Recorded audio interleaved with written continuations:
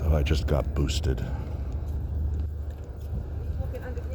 Side effects are what I expected. Chills. That's about it, actually. Very well organized. Everybody's very nice.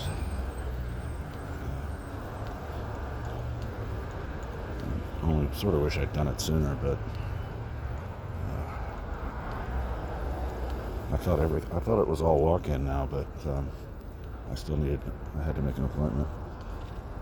Anyway, as I was sitting there, I forgot about the 15-minute observation after the shot, where you just sit there for 15 minutes.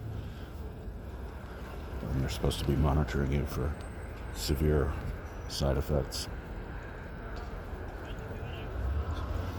As I was sitting there, I was remembering this conversation I had a couple of weeks ago with someone about COVID. And I'm starting to ask if this is ever going to go away. If we're ever going to see the end of this. But in the course of this conversation, he revealed to me that he only has one lung, which went a long way toward explaining why he was so completely over the top vigilant and careful about safety. I'm not aware that I've ever known anybody with just one lung, but he said he used to smoke a lot. When he started feeling pressure on one of his lungs, he figured it was the smoking to blame. But actually his lungs were in perfectly good shape. It was a basketball-sized tumor, a benign tumor that had grown to such a size that it was putting pressure on one of his lungs. So they had to remove, I think he said 3/4 of it, so he has 1 1/4 lung now. And from this I learned that if you have just one lung, you breathe just the same as you did if you have two. I never would have expected that, but it shows how little I know about these things. I mean, I would never begrudge anybody for being safe and careful and everything, but he was really way over the top with it, and now at least I understand why.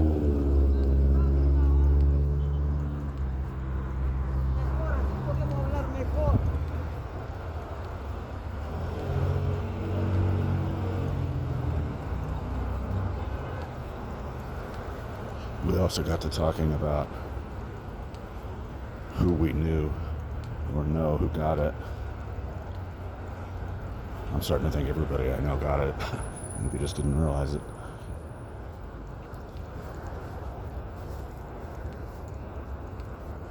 But I was reminded of Leslie, who I still think about.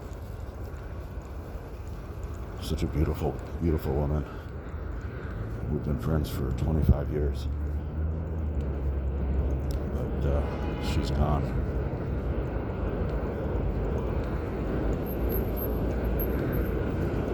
And another friend of mine was in a coma for a month, from which I learned that the coma that you hear about for COVID patients is medically induced. But he survived, but there was a stretch of time where he wished he hadn't. Because he was facing like years of reconstructive surgery for internal organs and all that shit. Guy's the same age as me, exactly the same age as me. And then there's there's a guy who is friends with that person who was in a coma, and I don't talk to him anymore for other reasons, but we used to be pretty good friends. And even in the face of like knowing personally somebody that got it, was in a coma and all that, he still is a denier. He still thinks this is all a big hoax. I'm really glad I cut off ties with him before all this. There's no way I could have tolerated being around that. It's just unthinkable, unbelievable to me. But he's just gone totally flat earth.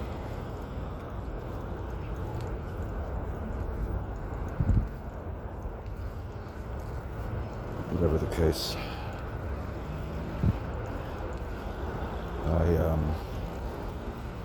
I actually probably could have done this same day. I was going to do it over the weekend. I could have done this same day if I wanted to go up to the Bronx or Citi Field, the big super vax sites, but I could wait a couple of days.